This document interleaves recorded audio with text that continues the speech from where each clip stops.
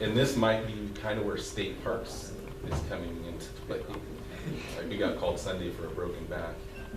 So we turn around, we're up in San Ardo, and on the way to the call, it's, oh, cancel the helicopter in here, cancel the ambulance, cancel fire. You know, we're like, broken back, where'd broken back come from? So they jumped the gun a little bit, but we tell them, if you think you're gonna need us, call us, right. You know? And not, I'm not, like I'm with Scott, you know, I like the QA process, I like all that stuff, because we can improve, but what we kind of feel is you guys are afraid to call us. It's kind of what we sense, and don't be.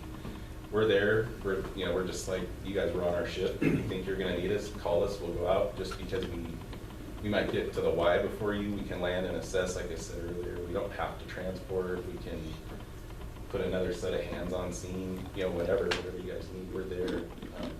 On the rescue end of things, we tell people, you know, if you're getting dispatched, especially up in Monterey County, to a rescue, don't wait to call us till 4 o'clock when the sun's hitting the horizon. Call us early, we'll come up there, we can stand by, you know, we can help out with whatever they're doing. It doesn't matter. It's easier to cancel us and send us home than it is to get us last minute. You know, and then we're trying to push harder to get there, and you guys are waiting on scene for us. If we're already up, get us coming. You know, we might be down here, and then there's a crash out at the Y. We can start that direction. And I don't think all the hesitation is to call you guys so much, because it's more that not every helicopter around here is as likely to land and say, yeah, this person's totally stable, we'll wait for the ground ambulance. And it's that responsibility that starts to, yeah. If there was total accountability and people were comfortable that, let's get the first person there, they assess it and they go, great, it's going with you, and there's nothing else, then because we have to call for an air resource. Air resource, not, we can't say. Yeah, and that's part of where the contract part comes in, and so it is, I think, the hesitation for dispatch sometimes, and I think the understanding for field folks is that the process is MedCom does have to quote unquote pull. So it's not just saying, yes, we want CHP, or yes, we want another, right, and so. People are not always honest when they're answering their polls, I don't think. Right, and so that is something, like Jessica said, that we're working on, because processes have changed and dispatch points for people have been adjusted and it's not working, and so we're aware of it, it's changing. Yeah. So I think soon, within that, as this comes out, I think that there's going to be less fear in terms of, there's going to be more emphasis on call us and then don't use us if you don't need us. Well, because still we have to, if we're responding, we still have to meet criteria to request them. If we're not on scene, and half the times, all we know is you're it's cool. a TC. In an hour when I get there. MedCom shouldn't. Yeah. MedCom, if they're in the auto launch zone, launch them. Wait, Right. but they would have to talk to the patient and ask them questions. well, they have their criteria. Well, we have a criteria, and we have a map for auto launch, and I think, and we changed that, I think, a year ago. There's a loophole in I think it's 153 right now, that basically says anything that's potentially going to meet a trauma criteria, regardless if it's a tier 1 through a tier 4. So it could be just a paramedic discretion, can request a helicopter upon it. And that's a loophole within that policy, which is what another agency, it's not here, uses as their justification for. We haven't finished dispatching, we're going to request it, regardless of where it is. But when you're still responding, like, you can't. Yeah. And you can still, I mean, if you're getting dispatched and you, because I've worked with partners, and you're looking at the map and calculating the amount of time that it's going to take you to even get to the call, it is appropriate to say, please poll to see where you all are at. That is, I mean, that meets a time criteria. Yeah. And then once you get there, then you figure out, does the patient also then meet medical criteria? So I think we can do a better job about being clear. I think there are points that can be cleaned up as far as from the beginning to the end. And we are working on that, and I would hope that towards the beginning of the first of the year that we'll have a little bit better clarity for people, and people understanding more their roles in. Again, if you just happen to be up in the air and in the area, I'm totally cool with that. Like, oh, that's weird. Yeah, most of the people we know there like that. And actually, MedCom would prefer us to be like that. Yes. But we want to play in the sandbox well with everybody. But I think we're definitely going in the right direction. I really enjoy hearing the fire guy go. he's actually, it was a rollover Highway 1 near San Carpoforo or something. And he's polling, he wants it polled. Right. Confirm you're requesting. And he's like, no, we're checking ETA. Confirm you're requesting? I was like, yeah, I'm requesting. What are you gonna do about it? Nothing. Start me an aircraft. And it's vehicle through the fence, still on its wheels, disregarded. And then MidCom kind of likes throwing that back at them going, they started you, now they want to cancel you. But for us, that's our application. It can't be, I'm here now. Like, right. Right, earlier is better. Yeah. And like I said, if you're looking at the map and it's not an auto launch zone, or it isn't an auto launch zone, remind MedCom, hey, is this confirming this is an auto launch? Yeah, I joke with the guys, we know what call we're going to, like that one on Highway 1 there. It's like, my RP says bodies all over. It's bad. It's like, that, Oh, yeah, that's an auto launch. Right. It's like, there's all kinds of stuff that's an auto launch before that, but it's kind of like, that's where we're at right now. And we hope to get to a really good place where we're going. I've been there, I've seen somebody lose it in that corner and smash all kinds of people up, you know, or something like that.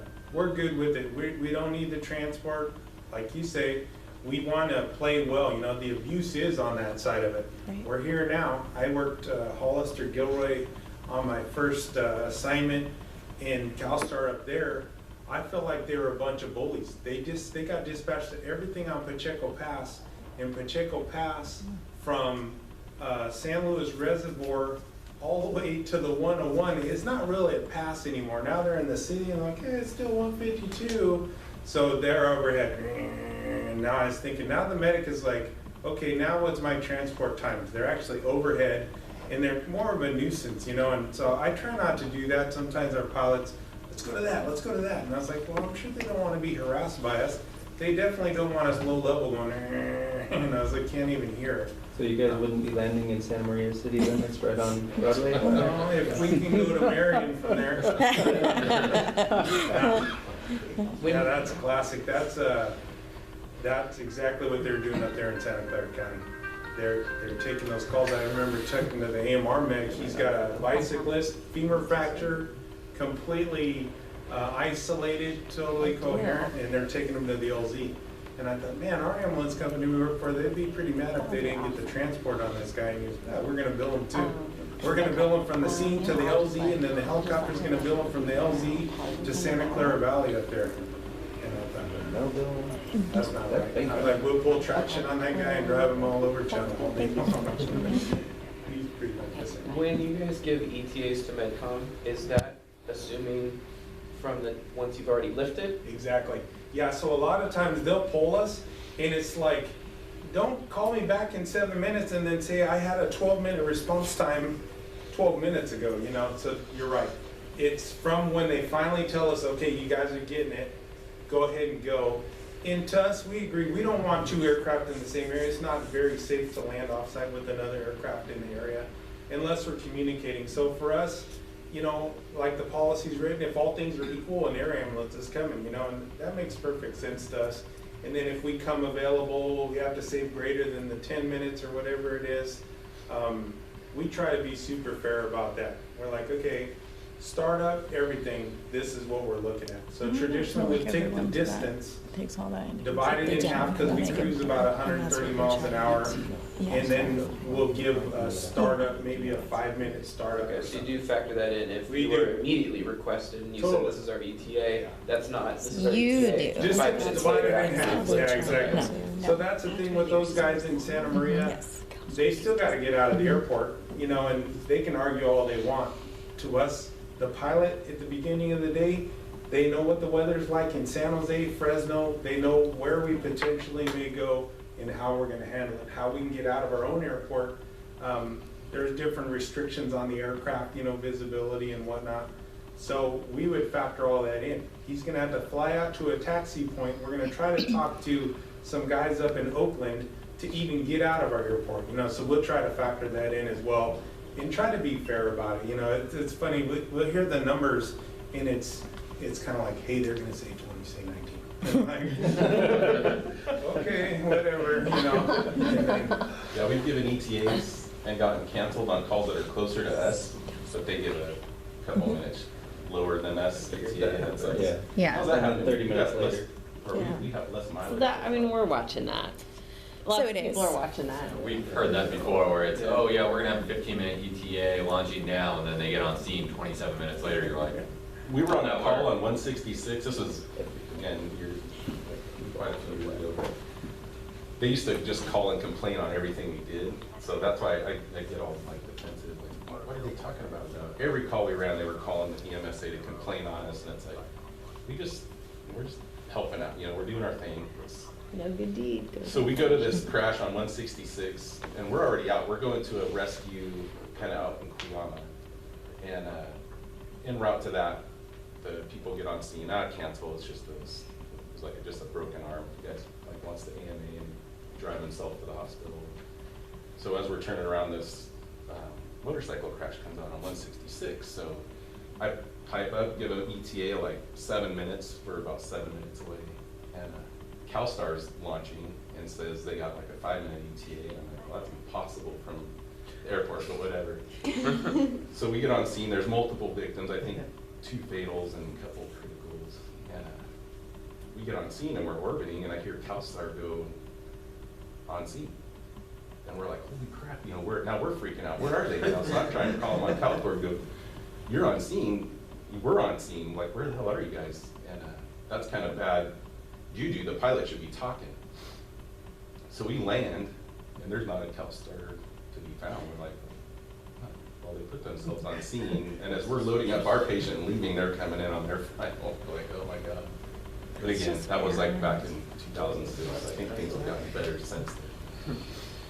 We were flying to Hollister past Hernandez Reservoir out there, and dispatch calls and says, hey, they want to know if you guys are available for a medevac back at Hernandez if they can't raise CalStar. And I'm like, that's punch it in. It's 3 minutes behind us. It's a young girl fell off a horse bleeding from her ear. And I said, well, just go. And then they could figure out whatever they want to figure out. I don't know why they didn't answer their radio or whatever. So we land and we start assessing this young girl. She's in pretty good shape. BLS CAL FIRE's out there. And he says, hey, CalStar's en route. And I said, what's your ETA? He goes, oh, they were 7 minutes, about 5 minutes ago. I said, okay, well, if they're that close, they can transport her. If they're not, then we'll transport her. So then double check ETA. 10 minutes. 5 minutes it went by from a 7-minute ETA, and now it's 10 minutes. So I was kind of pissed off, and I said, okay, tell them we're going to take her. The nurse hops on the radio and tells them that no, they need to take her because she needs to go to a pediatric trauma center, and they have all the bells and whistles. So I was like, tell her we have siren too. We have a whistle and a siren. And I'm going to the same place she's going to go to, so if they're not close, we're leaving. So there was just this bully mentality over the radio, and I could see it. You got a BLS fire crew. They're kind of like, well, I don't care as long as somebody comes to help. So, yeah, so I think that, like I say, I think we're going in a good direction. Unfortunately, it is abused at times. Sometimes we just want to be part of the pre-alert, and then we want to leave it up to us out in the field to go, okay, this doesn't meet criteria, or it does, or I was telling Steve on, we were Cayucas, a guy gets pinned in, they go head on out there on Cayucas. Highway 1, my guy's pinned in. Everybody else been transported. They're like, hey, that's your guy right there, and they're gonna get him out, and then you can transport him. I gotta take my guy, he's critical, and I was like, see, watch all the buses leave. And I'm like, hey, I'm by myself. I don't know. What am I doing out here? So I'm looking around, and you're watching the guy die. Fire is doing a terrible job of getting him out of there. And the fire guy's like, hey, when he goes unconscious, I'll come around to this side and start really crying on the car. And I'm like, unconscious? Why? Just pry him out of there. He's going to cry in pain anyways. Get him out of there. So I see the guy just slowly dying. I'm like, you guys, you're going to give him to me when he's just about dead, And so I'm doing my stuff, and finally I'm like, I'm by myself. I call MedCom, hey, start me a bus. Okay. So then one of the supervisors was actually there, and I didn't see him. I didn't know where he was at, but he goes, "Hey, did you order an ambulance?" I said, "Yeah." I said, "By policy, one's supposed to be here." And he goes, "Oh, okay." So he just left it at that, and then I talked to Hallmark. He goes, "Hey, we were using you like a bus. The system was completely depleted. There was no, so to me it's like, we can be used like that. Hopefully it's not the city call, but it is a way of getting some ALS on scene, you know what I mean? It's like the aircraft, there's all these steps and criteria and everything." And he goes, "I was actually utilizing using aircraft." And I thought it was funny. I didn't get the first patient, to go and you keep the guy who's pinned in, so. Our only worry about that, like why we want one of you guys there with us, is if when I kick the power on, we throw a chip light or the generator doesn't want to work that day and it doesn't start.